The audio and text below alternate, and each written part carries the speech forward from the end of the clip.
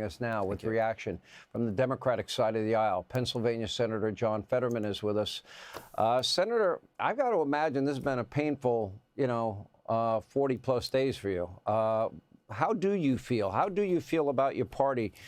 Do you agree with my characterization? AOC, Mamdani, Bernie Sanders, the squad, are they in charge of the party or more moderate people like you?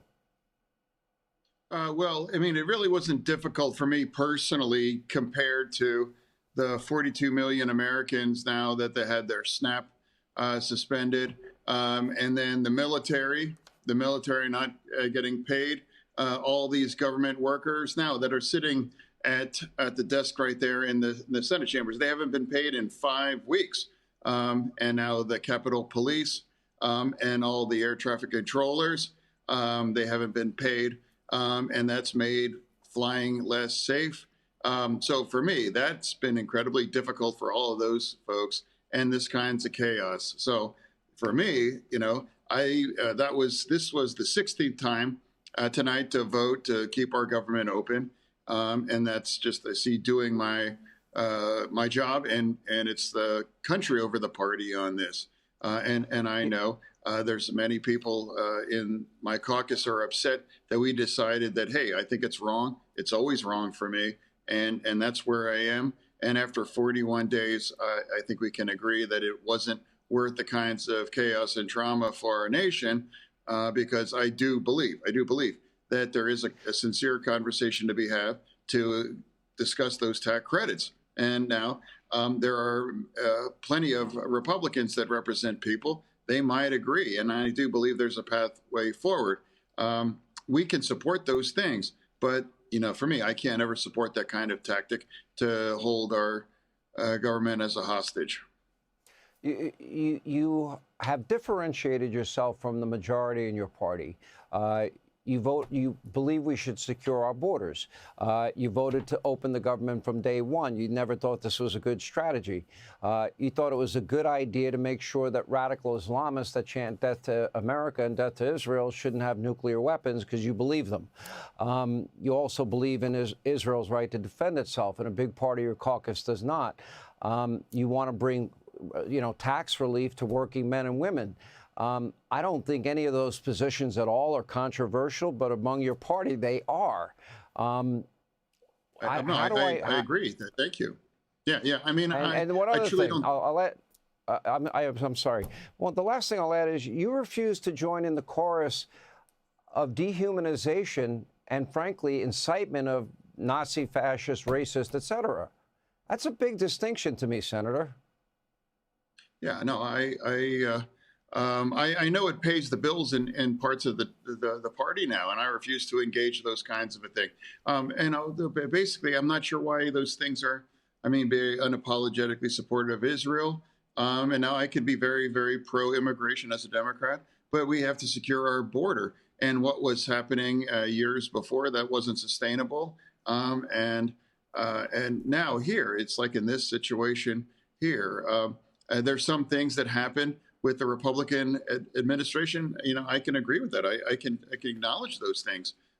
Peace in the Middle East. That's a big deal. I don't have to agree on all the kinds of the tariffs or some of those things. But for me, I'm playing balls and strikes. And now you find yourself, you have to make a choice, shutting down our government. I just refuse to do that. And that's country over party. And I don't think, if you're not allowed to have those kinds of reasonable views, and then it's difficult, that's not going to be the big tent of the kind of party that we need to expand. Senator, I saw an article that I found heartbreaking, and you revealed that you were, and I remember you went through a tough time. And I'll be honest, the amount of progress you've made is phenomenal. Medically, you've made phenomenal progress. I'm so happy for you personally that you were even suicidal after your debate going back to your election with Dr. Oz. I didn't know it was that bad. Sorry to hear that. How bad was it? Well, not necessarily after there, but I know that I would describe that debate as probably the worst in American politics. but I knew it was going to be rough. And I was honest, and it's like that's where I was at. And after that, I'm a grateful guy. I mean, and after that unfortunate journey that I've been on, and now I'm honored to be here in the Senate, and I'm going to represent, I think, traditional kinds of values for part of my party. And now after all of that, where we are now with the party, we don't have a leader right now, but I do know that some of the things now I can't agree with them, but where I'm at here, and I represent Pennsylvania. Pennsylvania keeps people honest there, and now we live with the kinds of people that have different views. And I know, and I love many of them. In fact, many of them are maybe watching right now, here on Fox.